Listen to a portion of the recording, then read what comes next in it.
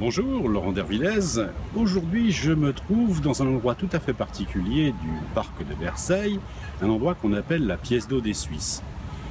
À cet endroit existait bien avant son aménagement un étang, ou plutôt dirais-je un marais, un cloaque, où traînaient des végétaux en décomposition. D'ailleurs, on l'appelait l'étang Puant. En 1677, le roi Louis XIV décide d'aménager une pièce d'eau qui serait le pendant d'une autre pièce d'eau, mais qui est située au nord du parc de Versailles, le bassin de Neptune. Et donc il décide de faire creuser et aménager cette pièce, et il demande pour cela à Jean-Baptiste Colbert de la main-d'œuvre. Or, Jean-Baptiste Colbert lui fait remarquer que de grands travaux sont en cours au château qui monopolisent jusqu'à 35 000 ouvriers et qu'il n'a pas d'ouvriers à sa disposition.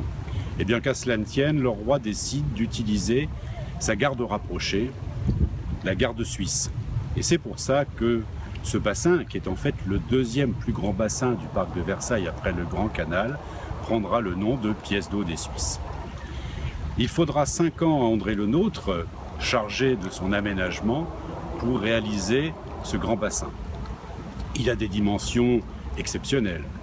Une longueur de 682 mètres, une largeur de 234 mètres, pour une profondeur moyenne d'1,80 m.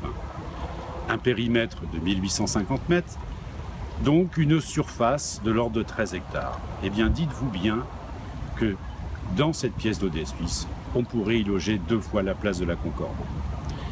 La terre qui fut enlevée pour aménager cette pièce d'eau fut ensuite utilisée pour alimenter le potager du roi et notamment prévoir son extension. Le creusement de cette pièce d'eau dans un endroit insalubre causa bon nombre de morts parmi le régiment des gardes suisses. Et afin de ne pas inquiéter les ouvriers qui travaillaient sur le chantier, on les enterrait à la nuit tombée. Aujourd'hui, cette pièce d'eau n'appartient plus au domaine de Versailles. Elle est en fait gérée par la municipalité. Voilà ce que je voulais vous dire sur cette pièce d'eau des Suisses, en ajoutant peut-être qu'elle fit l'enchantement des courtisans, puisqu'on pouvait y naviguer avec des bateaux à faible tirant d'eau, compte tenu de la profondeur, et on aimait y passer des après-midi, comme aujourd'hui, en plein soleil, c'est tout à fait agréable.